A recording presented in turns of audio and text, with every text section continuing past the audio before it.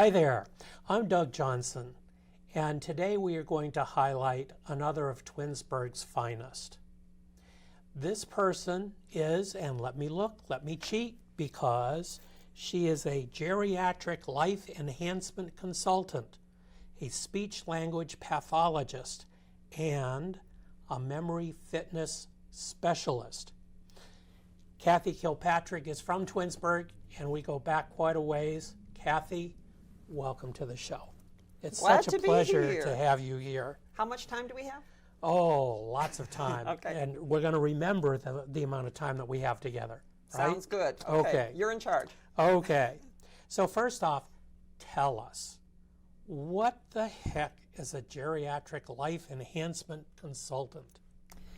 It evolved from my 4+ decades as a speech-language pathologist, primarily in home health, and it's about enhancing the quality of life as people change in their capabilities during the aging process. And I guess I look at it because of so many times I've seen people just sitting in front of the TV, sleeping, people coming and visiting and not engaging because of communication problems, hearing, speech, cognitive deficits, memory difficulties. So it kind of evolved from that after decades and decades. So hence the speech pathologist. Correct. Right? Correct. And a memory fitness expert. Well, I do programs on memory fitness and strategies and brain games and how to create brain game programs in facilities and so forth. And that all came about because when I was working with people primarily with Alzheimer's disease or dementia, their loved ones were afraid they were going to have their parents' Alzheimer's. And we needed a lot more education on what really goes on as memory changes with normal aging, and when to be concerned and when to just kind of sharpen some of your skills a little bit. So the majority of us, you're right, as we age, as we get Yes, more mature, have that concern. Right. So how can we tell if we're in the normal track or if we're leading towards that other gray, dark area? There's a lot to that, okay? First of all, there are changes with normal aging, and I'm giving you just a brief overview. If people want to go to my website, I have blogs on memory fitness. There's tons of information there that can elaborate on any of the things that we might talk about today. And we'll post the address of your website at the end of the show. Great. But, we can forget our car keys. With normal aging, we have more trouble thinking of words. It's on the tip of your tongue. And, my mom's Alzheimer's started out that way, but it evolved into other areas. But we're slower to process information and learn new information, and we don't like to multitask. So we need to take a look at, is it normal aging? But there are so many things, I think we're going to talk about later, that contribute to memory problems. So if you become concerned, your first thing is to get a complete physical, because there are over 100 causes of memory loss that are reversible. If you're depressed, if you've got sleep apnea, nutrition, and I could go on and on and on. So you need to first rule out those kinds of things, maybe address some of those issues, and then you may need to go for, further assessment, talk to the Alzheimer's Association, and then those are the people that I work with either in home health or in my private practice, trying to give people strategies so that they can function at a higher level or learn how to meet them where they're at, because they can't do what they used to do, but their brain's still working, and we need to help them with strategies and then teach families what they need to know. Well, yeah, because so many of us are caregivers at this point that we need to know not only for ourselves, but for our loved ones. So one word, Kathy, that you touched on that is kind of a touch point of mine. Multitasking. Is it good? Is it not good? Should we, shouldn't we?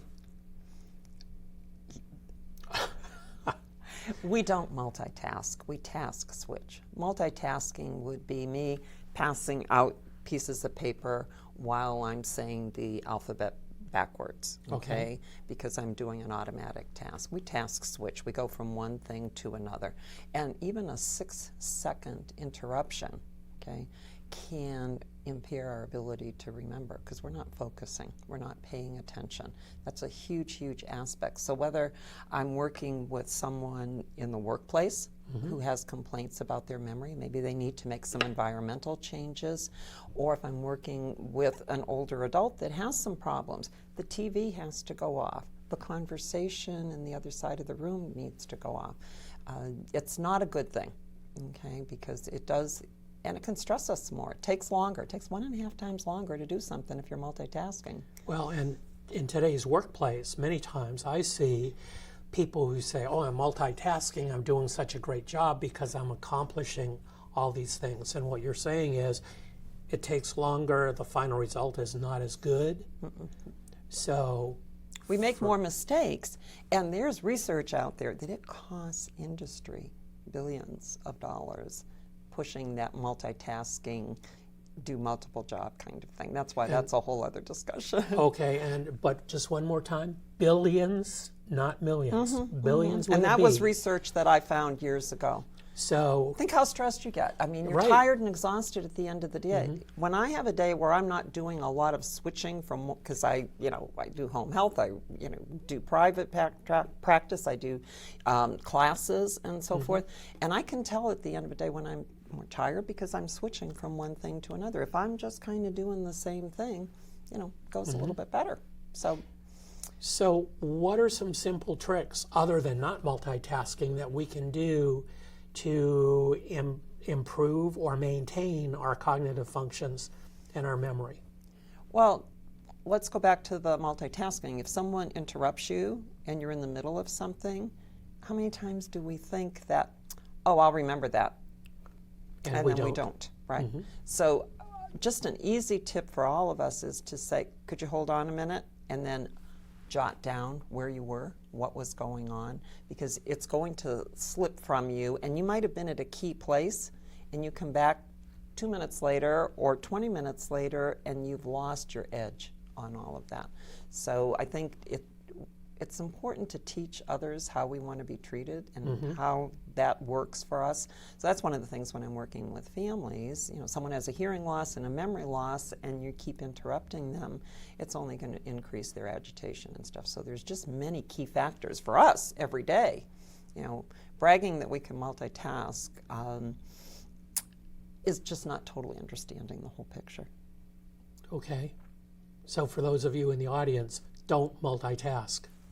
Use some good strategies. And I have a whole series of blogs with research links to different things. If people want more information on that, just go to my Memory Fitness website. Okay, great. And again, we will post that at the end of the show. Good. So in doing simple things, people always talk about, oh, we should be playing crossword puzzles or doing crossword puzzles. We should be doing brain games. We should be doing video games. Which of those work? Which of those work better than others? Which don't work? It's looking at the bigger picture. We need to challenge our brain. The biggest thing that I find when I'm talking with anybody, my friends, caregivers, whomever, oh, I have my word search puzzles. If I had $1 for every time I heard that, I do my word search puzzles. Well, that's not enough. Research is showing that we need to challenge our brain. We need to, feel that we're getting frustrated a little bit. There was a great article in New York Times Magazine, December 31st of this year, called Super Agers. Anybody interested in more on this would like to take a look at that article. It's absolutely fascinating.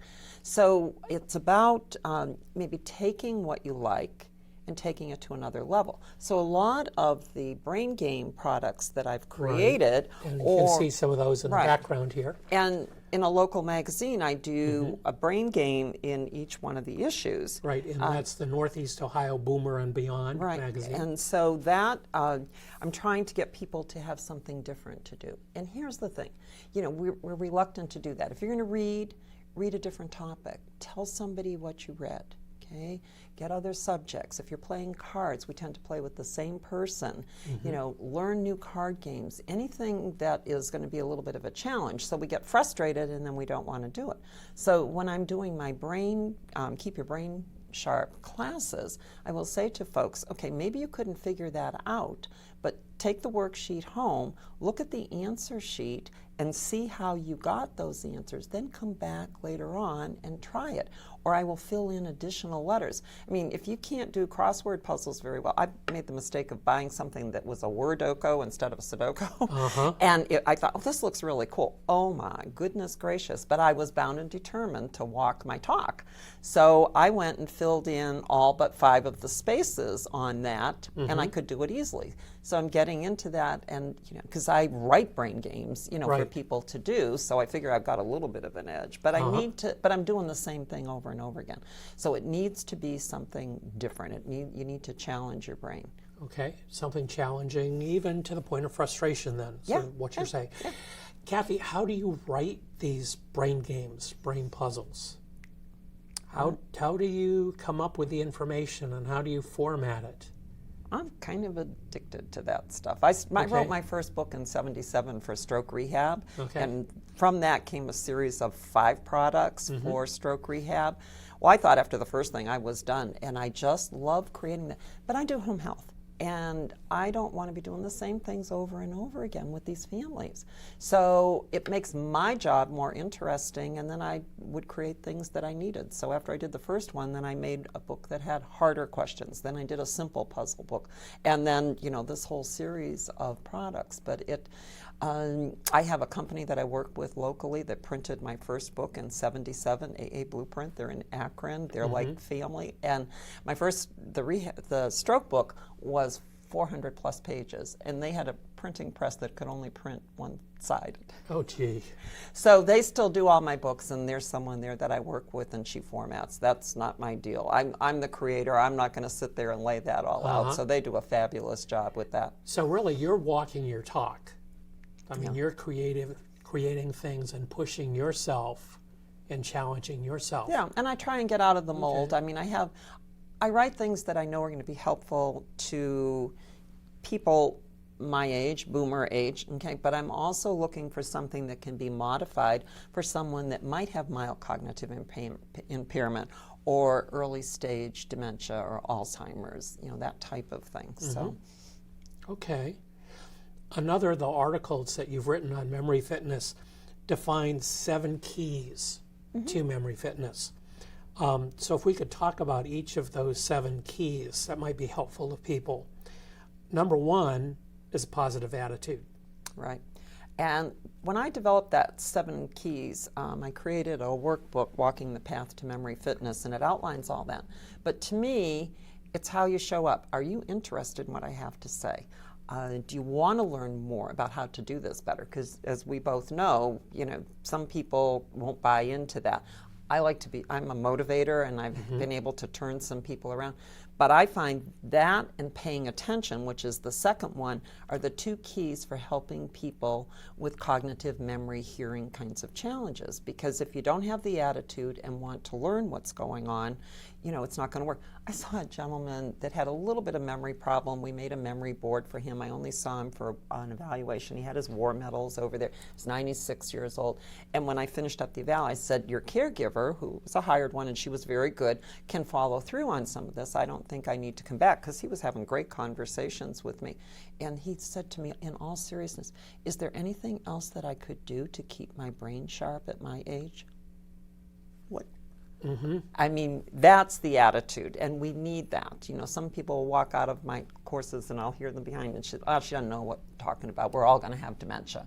And so even someone with dementia can do brain games if it's at their level. And postpone the effects or delay the effects. Or have geriatric life enhancement, so you're not sitting there doing nothing, which is what happens. Because you know what? You may not be able to do them independently at the stage that you're at, but your grandchild or your sister or one of your kids may be able to do that with you, and that way you have my company, the Communication Connection. It's how do we keep that going for folks. The engagement is also really, really important. Right.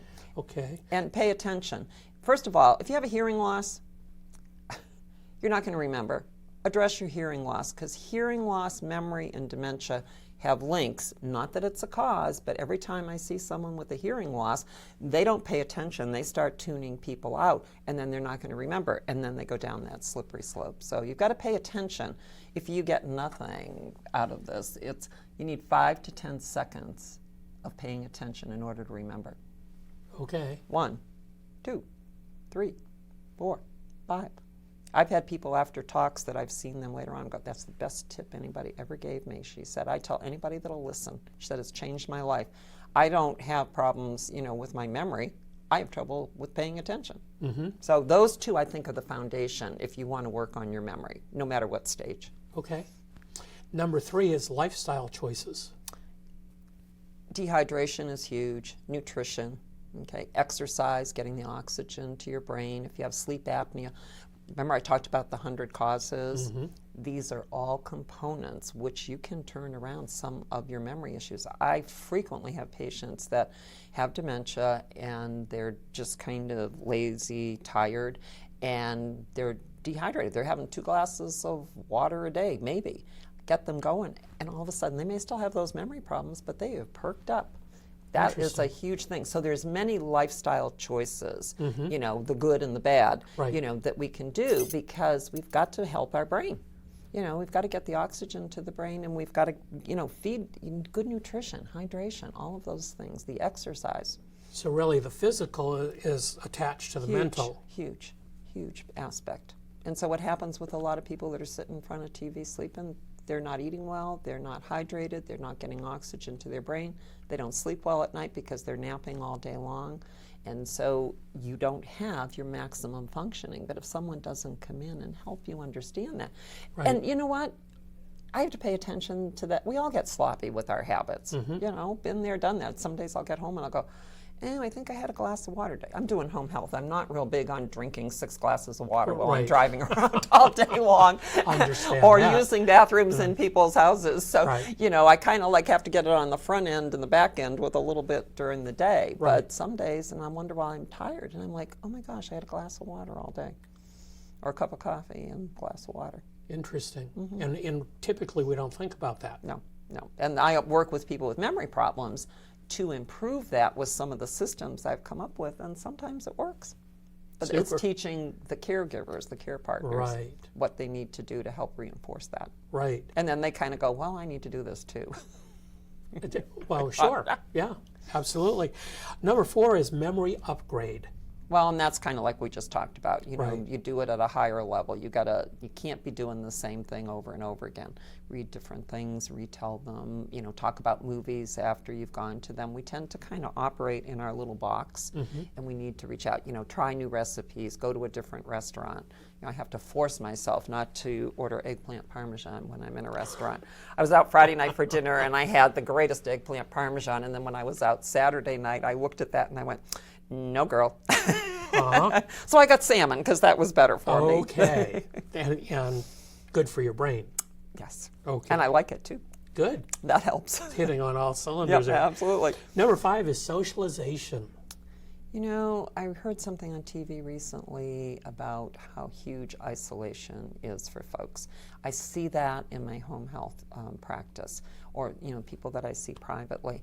And it's use it or lose it. The socialization process, we've talked a little bit about this. Sometimes right. people are very resistant to go to independent or assisted living, but if these people are unable to drive, or they don't have family or people coming around, and they have a hearing loss, so they're not using the phone, they're not getting any cognitive stimulation, and it is very, very important.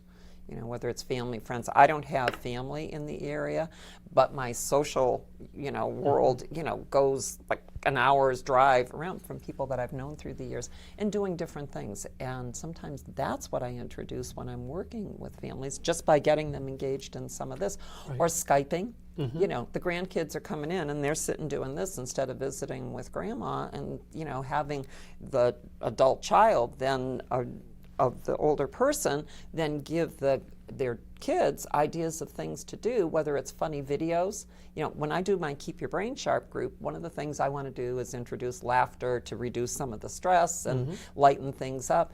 And so showing some of those things, because they're not on devices, you know, and so they don't have the opportunity to do that. And it's really fun to watch them smile. I just saw an article about some 6, 7, 8, 9-year-olds working with someone their grandparents' age, or 60, 70, 80 years old, and those people relating experiences or reading to the young children, and what a difference it makes for the young kids, but also then what a difference it makes for those more mature people who are doing It's a wonderful combination, and it's an unused resource. And my concern is because, the things that we used to do in our childhood were very different and involved a lot of people or our friends, and I don't see that so much. And I hear a lot of older people saying, my family comes to visit and they're all on their electronic devices, and it's not a visit for me. And I've certainly seen that too. So, but if you give them something interesting to do, it changes. Yeah, absolutely. Yeah. Number 6 is to break the routine. Yeah, and that's very similar to what we talked about. You have to be careful, because one of the things with our long-term memory and our routine is good. So if you're starting to have some memory issues, when you change it up, like I just reorganized, I couldn't stand it any longer, and I reorganized cupboards and closets because I didn't have anything major that I had to work on for a project, or chose not to. And I thought, okay, I know what happens when I do that, because then I don't remember where I stuck something, because I thought it was a really cool place. So I have my little cheat sheet list and do that. But we need to just change it up. I mean, that's what makes life more interesting. Well, and I keep reading things like when you brush your teeth, if you normally hold the toothbrush in your right hand, hold the toothbrush in your left hand instead. Okay, I got yelled at a talk I did for a dental office. Okay, Oh, really? When I made that suggestion. You're absolutely right. Using, when you're right-handed, it's the left side of your brain that gets work out, so changing it up. But you have to do it with things that are safe. But the dental practice folks said, people don't brush their teeth well to begin with. Don't tell them to use their other hand. And I thought, a couple of times, because that's my go-to typically, and it's like, whoops, nope, I'm not supposed to do that, and which makes sense. Right. But the point is, do something different. Use your other hand. If you're typically right-handed, use your left hand. The big thing that I tell people to do, they said, well, I can't write with my left hand if you're right-handed. I said, I have stroke patients that learn how to do that. And you can print, cursive, no. And so I said, any of these brain games that are easy for you, print them with your other hand. I go, oh, I said, that's using the other side of your brain. That's when the attitude comes in. Yeah, I'm not going to do that. I can't do that. So that's a really good way to do that. Well, and that just makes me recall a game that we had when we were kids that had a setup with a mirror, and you had to do everything in reverse, looking only in the mirror. And that really provoked a lot of frustration. But it kind of made me think of that. Okay, you need to get that name for me. I need to find that, because that would be a great therapy activity. Thank you. Well, I hope I can remember what it is, actually. Okay, number 7 is balance your life. When you're stressed, cortisol is released, and it's like battery acid to the memory center of your brain. So even with our naming issues with normal aging, I remember with my mom, who was Mrs. Webster's Dictionary, she would fuss and fuss until she got that word. The more stressed you get, you can't think of it. And then my new expression is, and then a drone drops it in later on out of nowhere. It's like, where did that come from? And all. So when I'm working with people with word finding difficulties, talk around it. Describe it, gesture, give a hint, okay? That type of thing, because it reduces the stress, and often when you do that, the word will come in. So getting stress relievers in your life are very important, and there are 3 things that are key for reducing the cortisol. Okay, one is meditation, and it's a meditative activity, so you don't have to sit on a rock and go, because I ain't doing that. But is it music? Is it playing with kids? Is it playing with a pet? What is it that the chatter in your head stops? So meditation is good. Exercise is a second one. And the third one is humor. And humor is free, but adults don't laugh all that much or smile that much. That's why I introduce in my Keep Your Brain Sharp program 3 or 4 times. And occasionally I've forgotten the answer to something, and one of the daughters is there, and I said, okay, you give it to me, rescue me. Right. And it works out. I mean, you know what? It's not about being perfect, but we need to laugh more. We need to lighten up. And that's pretty challenging some days, because there's, and especially with all that's gone on this last week or so. So, I've got an extra thing in my class for tomorrow all about the benefits of smiling, and then a whole bunch of things that are going to make them smile, because that helps reduce some of the cortisol. Right. Let's move on to 3 strategies for success. And we do this in every show. Okay. And it's amazing, some of the strategies that we've come up with. And the first one that you and I have talked about is attitude. It's so important. And I think when we talk about stress and balance, we need to be aware of what we choose. You can take the low road or the high road for yourself emotionally, and how do you stop the chatter in your life, whether, if you're in the workplace or a family relationship or whatever. Positive attitude sometimes takes some working on, and finding some things that can be helpful. When I was going through a bad time, and I'm always like Miss Positive for the most part. Right. I got up every morning for months and wrote down 3 things I was grateful for from the day before, because I didn't like who I was waking up to be. Right. And then a couple of months later, I felt, okay, I'm now me again. Now the situation had not improved, it had gotten more complicated, but I had a shift. And I think if you're not aware of that, Well, and going along with that, and we're just about out of time, is focus, pay attention, and stay engaged. Kathy, thank you so much for being here today. And I hope that our viewing audience got a lot out of the show. Thank you again. It's always a pleasure talking to you. Thank you. Thanks.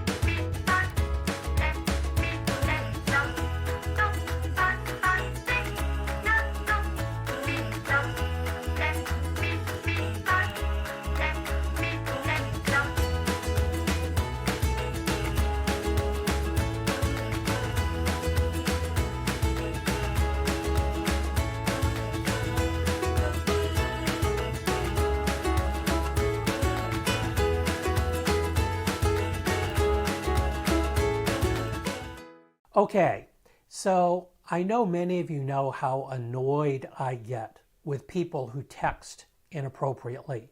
However, I'm small potatoes compared with a guy in Texas who has sued a first-time date for the cost of his movie ticket because she texted between 15 and 20 times during the first 15 minutes of a movie.